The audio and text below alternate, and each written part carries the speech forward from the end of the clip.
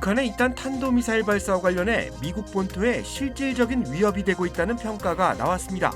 한미 정책대표단은 오늘 백악관 국가안보 보좌관을 만나 한미 간 전략자산 전개를 협의했다고 밝혔습니다. 연방준비제도 부의장에 지명된 레이얼 블레이너드 이사가 공격적 긴축에 나서겠다는 입장을 밝혔습니다. 남가주 지역에 주말까지 더위주의보가 내려졌습니다.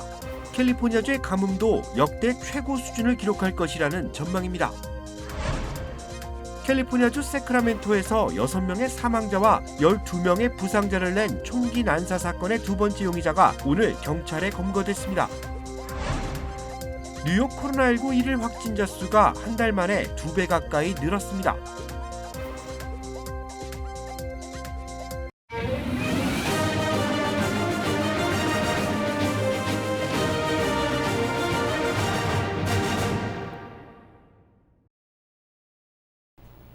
시청자 여러분 안녕하십니까? KBS 아메리칸 뉴스입니다.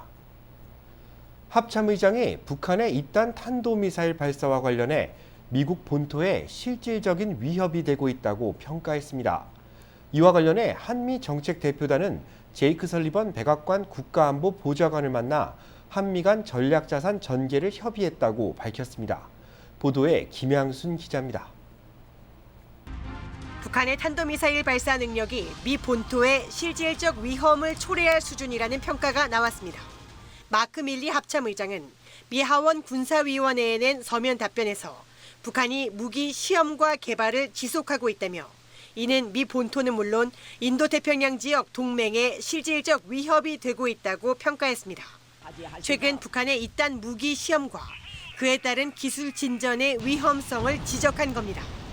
이와 관련 윤석열 당선인이 미국에 파견한 한미 정책협의 대표단은 제이크 설리번 미 백악관 국가안보 보좌관을 만나 한미 간 전략 자산 전개와 관련해 협의했다고 전했습니다. 대북 억지력을 강화하기 위해 한미 연합 방위 태세와 전략 자산 배치, 전개에 대해 상당히 깊은 논의를 했다고 말했습니다. 전략 자산 전개는 아까 말씀드린 대로 확장 억제 강화에 중요한 요소입니다. 그런 차원에서 오늘 한미 간에 협의를 했다고 보시면 됩니다. 한미 간 포괄적 전략 동맹을 격상하자는 내용을 담은 윤석열 당선인의 친서도 전달했습니다. 방미 대표단은 미 백악관 국가안보 보좌관을 면담한 데 이어 곧바로 로이드 오스틴 국방장관을 만나 한미 연합훈련 재개 문제를 논의한다고 밝혔습니다. 워싱턴에서 KBS 뉴스 김양순입니다. 연방준비제도 부의장에 지명된 레이얼 브레이너드 이사가 공격적 긴축에 나서겠다는 입장을 밝혔습니다. 블레이너드 이사는 오늘 미니애폴리스 연방준비은행 연설에서 인플레이션 압력 완화가 가장 중요한 임무라며 이르면 다음 달 회의에서 양적 긴축을 시작하고 금리를 연속으로 올림으로써 통화정책 긴축을 계속해 나갈 것이라고 말했습니다. 또 인플레이션이 진정되지 않을 경우 더 강한 조치를 할 준비가 돼 있다고 덧붙였습니다. 이와 관련해 에스터 조지 캔사스시티 연방은행 총재도 다음 달 회의에서 한 번에 기준금리를 0.5% 인상하는 안을 논의하겠다고 밝혔습니다.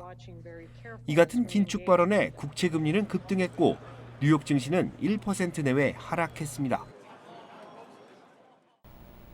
남가주 지역에 더위주의보가 내려졌습니다.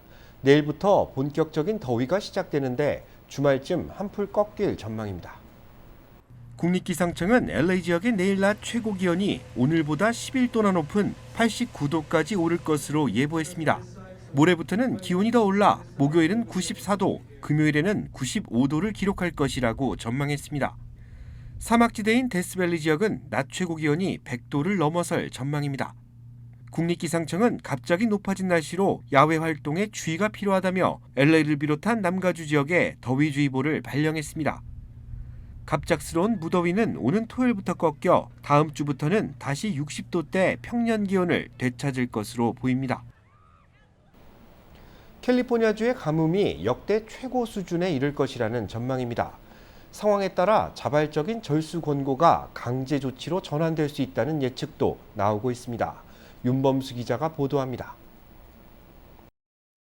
캘리포니아주 수자원국은 눈이 가장 많이 쌓이는 4월 초 고지대에서 적설량을 측정합니다. 눈이 녹아서 저수지로 흘러들어가는 양이 캘리포니아 전체 물 공급량의 3분의 1에 달하는 만큼 적설량은 한 해 물 공급 규모를 가늠하는 중요한 기준이기 때문입니다. 그런데 올해는 눈을 찾아보기조차 쉽지 않습니다. We should be standing on almost 5 feet of snow, which is basically right where this orange tape is. We should be standing, our feet should be right standing on top of this. 캘리포니아의 올해 적설량에 따른 물 공급량은 연평균 수준의 38%에 그칠 것이란 전망입니다. 이는 2015년 이후 가장 낮은 수준이고 이보다 더 낮았던 적 역시 1988년 이후 단 2차례밖에 없습니다. 당초 이번 겨울 예상보다 많은 비가 내리면서 고질적인 가뭄이 어느 정도 해소될 것으로 기대됐지만 기후변화 등의 영향으로 적설량이 빠르게 줄고 물이 증발하면서 상황은 더 악화됐습니다. Roughly statewide, our statewide reservoir storage as of this morning is right around 70% of average, or only about 48% of its total capacity.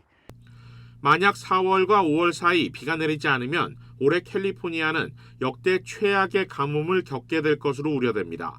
본격적인 더위가 시작되는 여름, 최악의 산불 시즌까지 우려되는 상황. 앞서 최악의 가뭄을 겪었던 2015년, 제리 브라운 당시 캘리포니아 주지사는 25% 물 사용량 감축을 목표로 잔디를 없애고 과도한 물 사용에 벌금을 매기는 등의 강제 절수 행정명령을 내린 바 있습니다. 올해 상황이 더 안 좋아지면 당시에 준하는 강제 절수 조치가 불가피하다는 관측이 나오고 있습니다. KBS 뉴스 윤범수입니다. 캘리포니아주 세크라멘토에서 6명의 사망자와 12명의 부상자를 낸 총기 난사 사건의 두 번째 용의자가 오늘 경찰에 체포됐습니다. 세크라멘토 경찰은 사건 현장에서 총상을 입은 뒤 병원에서 치료를 받고 있던 스마일리 마틴을 체포했다고 밝혔습니다. 스마일리 마틴은 전날 체포된 용의자 단드레 마틴의 형으로 확인됐습니다.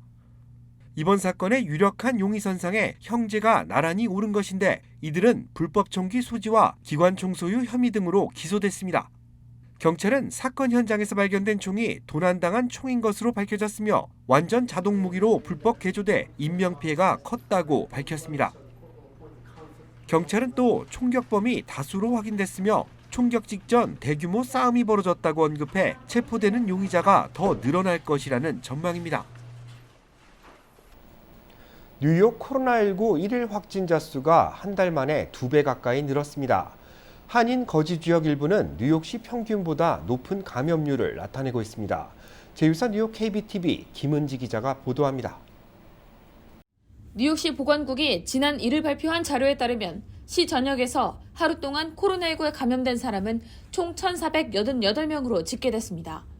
이는 한 달 전인 3월 2일 하루 감염자가 788명이었던 데서 단 한 달 만에 88.8% 증가한 수치입니다. 뉴욕주에서도 이 같은 감염 증가세는 비슷합니다.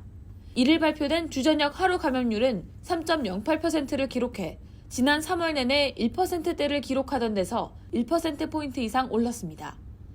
어느 정도의 감염 증가는 마스크 의무화와 백신 접종 증명 제시 등의 규제가 해제되면서 예견됐던 것이기는 합니다. 하지만 기존 오미크론 BA1보다 전파력이 빠른 것으로 알려진 스텔스 오미크론 BA2가 뉴욕, 뉴저지에서도 지배종이 되면서 향후 상황을 쉽게 예측할 수는 없는 것으로 보입니다. 여기에 덧붙여 일부 한인 거주 지역의 감염률이 시 평균의 2배로 나타나 우려를 더하고 있습니다. 뉴저지주에서도 감염 증가 분위기는 유사합니다. 지난주 필머피 뉴저지 주지사는 최근 0%대를 유지했던 코로나19 전파율이 지난달 30일 1.02를 기록했다고 전했습니다. 하지만 머피 주지사는 감염 시에도 위험도는 예전보다 크게 낮아졌다면서 주민들에게 당황하지 말 것을 당부했습니다. 실제로 뉴욕과 뉴저지에서 코로나19 감염으로 인한 입원 환자와 사망자는 계속해서 감소하고 있는 것으로 알려졌습니다. 뉴욕시의 경우 하루 입원과 사망자 수가 최근 한 달 사이에 76.9%, 42.9% 각각 감소했습니다. KBTV 뉴스 김은지입니다. 우크라이나 젤렌스키 대통령이 유엔 화상연설에서 러시아군을 IS에 비유하며 러시아를 유엔 안전보장이사회에서 퇴출해야 한다고 밝혔습니다. 러시아군의 집중 공격을 받고 있는 마리우폴은 90%가 파괴돼 사람이 살 수 없는 도시가 됐다는 주장도 나왔습니다. 사정원 기자의 보도입니다. 트레이드 마크인 국방색 셔츠 차림에 수염이 덥수룩한 모습으로 나타난 볼라디미르 젤렌스킨 우크라이나 대통령. 젤렌스키 대통령은 유엔 안보리 회의 실시간 화상 연설을 통해 최소 300명 이상의 민간인이 부차 지역에서 살해됐다고 말했습니다.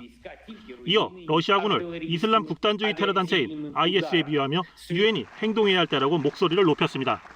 Максимальна співпраця з міжнародними інституціями, залучення Міжнародного кримінального суду, повна правда, повна відповідальність. Впевнений. 또 러시아의 침공이 제2차 세계대전 이후 우크라이나에서 저질러진 가장 끔찍한 전쟁 범죄라며 유엔이 협력해 러시아를 유엔 안보리 상임이사국에서 퇴출시켜야 한다고도 했습니다. 토니 블링컨 미국 국무부 장관도 부차 지역 학살 의혹에 대해 러시아군의 고의적인 행동이었다며 학살 명령자에 대해 책임을 물을 것이라고 말했습니다.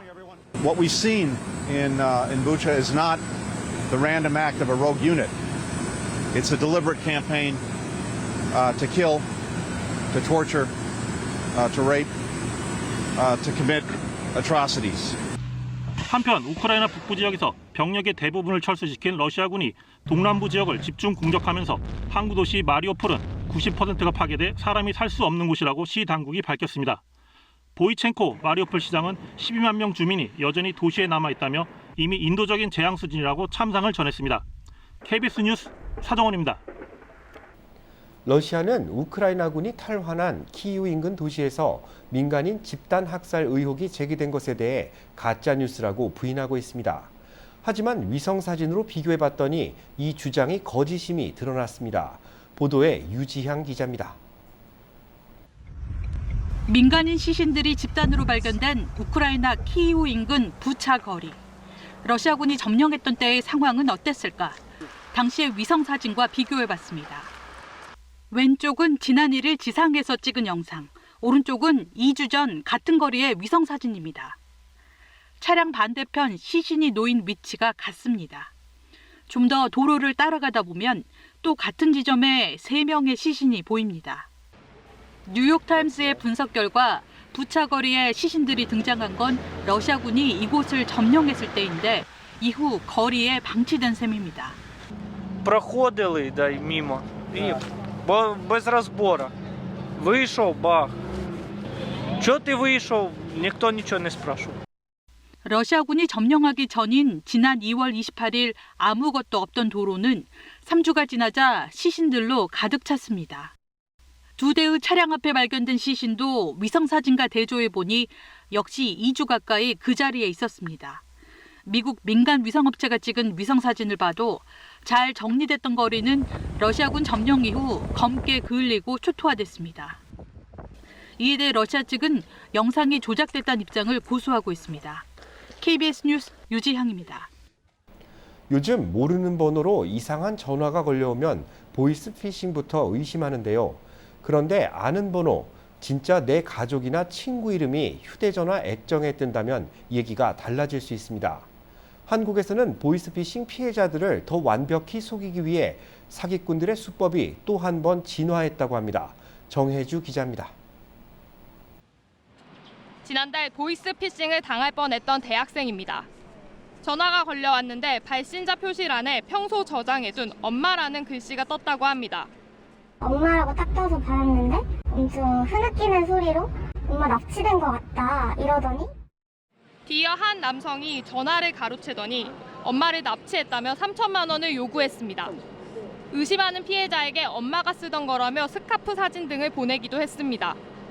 마침 그때 진짜 엄마에게서 연락이 온 건 천운이었습니다. 최근 휴대전화에 저장된 가족이나 지인의 이름이 발신자로 뜨도록 만든 뒤 돈이나 알몸 사진 등을 요구하는 신종 보이스피싱 범죄가 등장했습니다. 뒷자리 8개 번호만 같으면 휴대전화에 저장해놓은 지인 이름이 그대로 뜬다는 맹점을 이용했습니다. 예컨대 엄마 번호를 010ABCD로 저장해둔 사람에게 피싱범이 001로 시작하는 국제전화를 걸어도 뒷자리만 같으면 전화기에는 엄마라고 뜬다는 겁니다. 번호를 알아내기 위해서는 먼저 피싱 문자를 뿌려 무작위로 악성 앱을 심습니다. 모르는 문자 메시지에 있는 인터넷 주소는 무조건 누르면 안 됩니다. 이상한 인터넷 주소나 이런 데를 누르게 되면 자기의 개인정보가 나가게 되고 지인을 사칭하는 피싱범들은 피해자를 당황하게 만들려고 대화를 긴박하게 이어가지만 일단 전화를 끊고 확인부터 해보는 것이 필수입니다. KBS 뉴스 정혜주입니다. 허위 서류 제출 논란으로 불거진 조국 전 한국 법무부 장관 딸 조민 씨의 부산대 의학전문대학원 입시 비리 의혹이 입학 취소 결정으로 일단락됐습니다. 최재훈 기자입니다. 부산대학교는 대학본부 교무회의를 열어 조국 전 법무부 장관의 딸 조민 씨의 2015학년도 의학전문대학원 입학 취소를 최종적으로 결정했습니다. 부산대는 발표문을 통해 신입생 모집 요강에 허위 서류를 제출하면 입학을 취소한다고 명시했고 동양대 총장 표창장 등이 위조 또는 허위라는 법원 판결이 내려져 모집 요강에 따라 입학 취소를 최종 결정했다고 밝혔습니다. 대학 측은 대학이 발표한 입시 요강은 공적 약속이므로 대학 스스로 이를 준수하는 것이 무엇보다 중요하다고 판단했다고 강조했습니다. 부산대는 지난해 넉 달 동안 자체 조사를 거쳐 지난해 8월 입학을 취소하기로 예정 처분을 내렸습니다. 이후 지난달 조 씨에 대한 청문 절차를 마치고 예정 처분을 내린 지 7개월여 만에 입학 취소를 확정했습니다. 조 씨는 부산대 의전원에 입학한 뒤 2020년과 지난해 초 의사 국가고시 실기시험과 필기시험에 합격했습니다. 이번 결정은 의사면허 취소 여부에도 영향을 끼칠 것으로 보입니다. 현행의료법상 의대나 의전원 졸업자만 의사면허 취득 자격을 가질 수 있고 취소 여부는 보건복지부 권한입니다. 조 전 장관은 본인 SNS를 통해 부산대 결정에 대한 취소 소송과 집행정지 신청을 법원에 냈다고 밝혔습니다. 당락에 전혀 영향이 없는 경력 기재를 근거로 입학 허가를 취소하고 결과적으로 의사 면허를 무효로 하는 것은 가혹한 처분이라고 말했습니다. 심사가 이뤄진 부산대 앞에서는 조민 씨의 의전원 입학 취소를 찬성하는 쪽과 반대하는 쪽 양측의 집회가 동시에 열렸습니다. KBS 뉴스 최재훈입니다. LA 총영사관이 제20대 대통령 취임식 참석 희망자를 모집하고 있습니다. 신청 마감은 내일 수요일까지입니다. 한국 대통령 취임식 참석을 희망하는 경우 이름과 생년월일, 여권번호 등을 적어 이메일이나 팩스 또는 우편으로 접수해야 합니다. 자세한 내용은 LA 총영사관 홈페이지에 있는 뉴스 항목에서 찾아보실 수 있습니다. 참가 신청자에게 대한 초청 여부는 준비위원회가 결정한 뒤 개별적으로 통보합니다. 따라서 신청을 한다고 해서 취임식 참석이 보장되는 것은 아닙니다. LA 총영사관은 접수를 대행할 뿐이며 항공료와 체재비 등 참가 경비 일체는 참석 희망자의 자비 부담으로 이루어진다고 밝혔습니다. 새 한국 정부의 대통령실 이전 문제와 관련해 문재인 대통령이 오늘 임시 국무회의에서 관련 예산을 조속히 처리하라고 지시했습니다. 당선인 측에서 요구했던 이전 비용보다 130억 원 정도 적은 예비비가 우선 처리될 예정입니다. 그 이유가 무엇인지 계현우 기자가 전해드립니다. 대통령 집무실 용산 이전을 위한 예비비 한 건이 오늘 임시국무회의에 상정됩니다. 윤석열 당선인의 계획 발표 17일 만입니다. 문재인 대통령은 조속한 처리를 지시했습니다. 당초 윤 당선인 측이 제시했던 예비비 규모는 집무실 리모델링과 국방부 이전 비용 등 모두 496억 원. 이 가운데 360억 원 정도가 우선 통과될 예정입니다. 130억 원이 적은 건데 한미연합훈련 때문이라는 게 청와대 설명입니다. 이달 중순 예정된 한미연합훈련 유관부서 사무실로 들어갈 일부 대통령 비서실 입주 비용은 제외한 겁니다. 국방부 등 기존 입주기관이 이사 나가는 비용은 모두 이번에 통과될 예정이지만 훈련 유관부서 이사 시점은 늦춰질 것으로 보입니다. 당선인 측 계획을 큰 틀에선 존중하되 문 대통령이 강조한 대로 정부 교체기 안보 공백은 최소화하겠다는 겁니다. 추가 예비비 처리는 한미훈련 종료 시점인 이달 말을 넘길 가능성이 있습니다. 신구 권력 갈등 양상을 보였던 이번 사안에 대해 일단 당선인 측과 청와대 모두 지난달 말 회동 이후 협조가 잘 되고 있다고 입을 모았습니다. 5월 10일 이후 청와대 개방 준비를 본격 시작한 인수위는 홈페이지에 청와대 이전과 개방 메뉴를 추가했습니다. KBS 뉴스 개현우입니다. 아마존이 로켓 발사 업체들과 인공위성 발사 계획을 체결하면서 스페이스X와의 경쟁을 예고했습니다. 아마존은 오늘 아리안스페이스 등 위성 발사 업체 3개사와 앞으로 5년 동안 최대 83회의 위성 발사 계약을 체결했다고 밝혔습니다. 아마존의 위성 발사는 지구 저궤도에 인공위성 3천여 개를 띄워 전 세계에 고속 인터넷 서비스를 제공한다는 이른바 카이퍼 프로젝트에 따른 것입니다. 일론 머스크가 이끄는 스페이스X는 이미 2천여 개의 위성을 띄워 약 25만 명의 이용자에게 스타링크 위성 인터넷 서비스를 제공하고 있어 앞으로 두 업체 간의 본격적인 경쟁이 시작될 것으로 보입니다.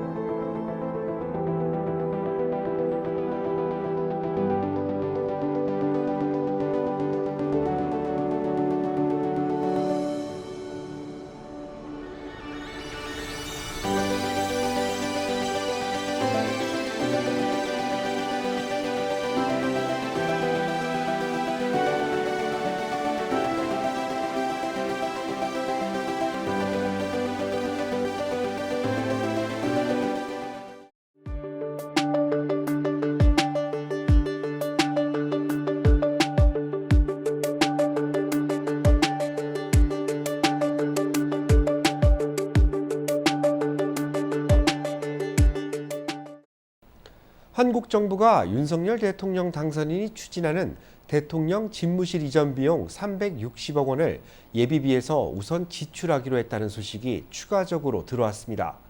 집무실 조성과 경호처 이전비 등은 추후 상황에 따라 추가 협의할 방침입니다. KBS 아메리카 뉴스 마칩니다. 시청해 주셔서 감사합니다.